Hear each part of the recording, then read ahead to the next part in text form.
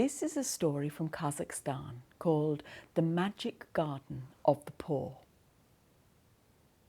Once there were two friends who lived next door to one another. One was a farmer and the other was a sheep herder.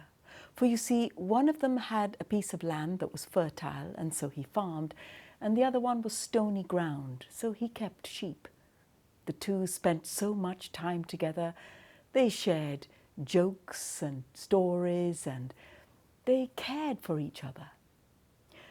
And one day there was a terrible disease that struck all the sheep of the sheep herders, and all the sheep died. So the sheep herder went to see his friend, the farmer, and he said, "My dear friend, there has been a terrible sickness and all my sheep have died. I can't farm this land, so I'm going to leave this area and go to the town and see if I can get some job so I can earn a living."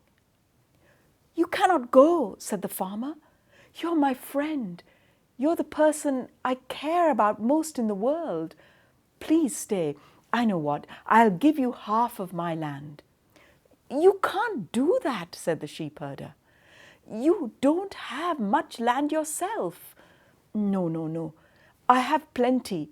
You must accept my gift," said the farmer. And so he gave the sheep herder half his land. The two men farmed side by side.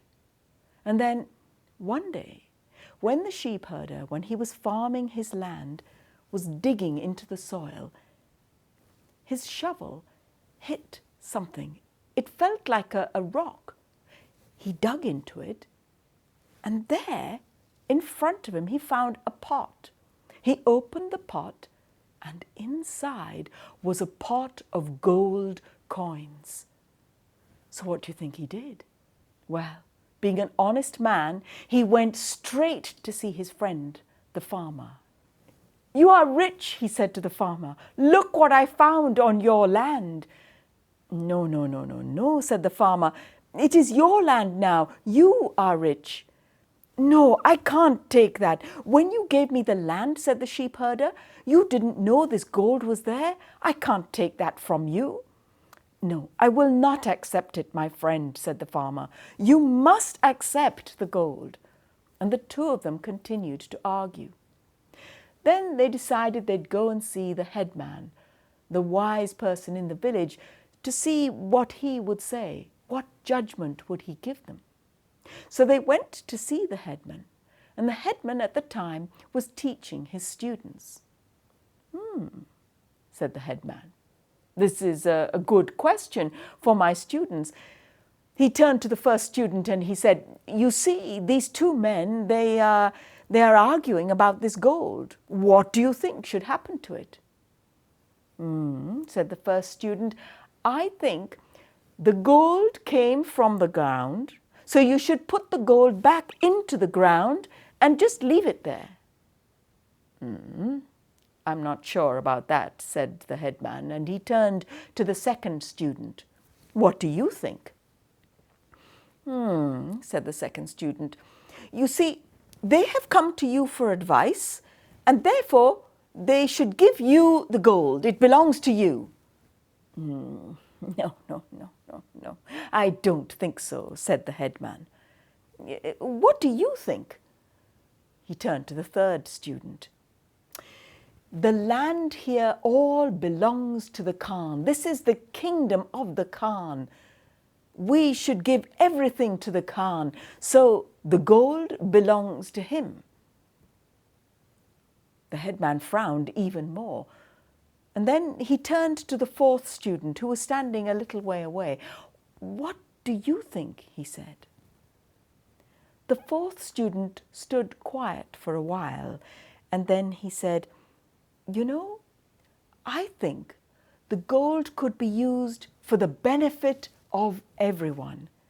I mean, just imagine, we could build a garden for the poor, somewhere where the poor can have sanctuary, where they can rest, where they can find beautiful fruit to pick and eat. somewhere to sleep. Well, the headman smiled. The farmer and the sheepherder both agreed that this was the right thing to do. And the headman said, "There is a field out the back here. I will give it to you. Take this pot of gold and go to the Khan's city, and you will find some shops where you can find beautiful seeds. Bring them back and plant the garden for the poor." The fourth student took the pot of gold, put it in his bag, and travelled to the city. When he got to the outskirts of the city, he could see there were plenty of shops where people sold beautiful things, including a place where there were beautiful seeds. And he was just about to choose to buy some seeds for his garden when he saw a camel driver walk past with a camel. And on the back of the camel was tied birds by their feet. They were covered in dust and they were dirty, some looking stunned and very upset. "This is terrible," thought the fourth student. "Where are you taking these birds?" he asked the camel driver. "I am taking them to the Khan, because if I take them to the palace of the Khan will give me money, and these feathers will decorate the tables and his beautiful palace, and they will eat the meat of the birds. And this is only one of a kind. I have got these birds from all over the kingdom, from the mountains, from the valleys, from the rivers." And the fourth student said, "Let me buy them." "You buy these birds? You don't have the money to do that." "But look," said the fourth student, and he opened his bag and showed the camel driver the pot of gold. The camel driver could see that even the Khan wasn't going to give him so much gold for these birds. So he agreed, and he sold the birds to the student. The student immediately took the birds and began to untie them and to release them. He massaged their chests, he cleaned their feathers, and some, still looking stunned, it took a while for them to revive, while others looked at him, thanked him, and flew away. The student knew that he had done a good deed, and as he returned home, he began to think about what he had done. And then he remembered he had no money to buy seeds. He could not make the garden for the poor. Tears filled in his eyes and they dripped down his cheeks. He sat on a rock and began to weep. Not far ahead of him was the field where he was to have made the garden for the poor. Just then a little bird fluttered by. It looked at the student and it said, "Don't worry, you saved us, we'll help you." And it looked up into the sky, and the birds, they came from all over. They came into the field. The small birds, they pecked at the ground and began to till the soil. The bigger birds flew across the world and brought back in their beaks beautiful seeds and planted them in the ground. And other birds brought with them in their beaks water and began to dig little ponds for the garden to make it beautiful. And then an extraordinary thing happened. The seeds began to grow immediately in front of his eyes, as if by magic. There was beautiful apple trees, pear trees, lemon trees. The place was hung with vines and flowers. There was great beauty everywhere.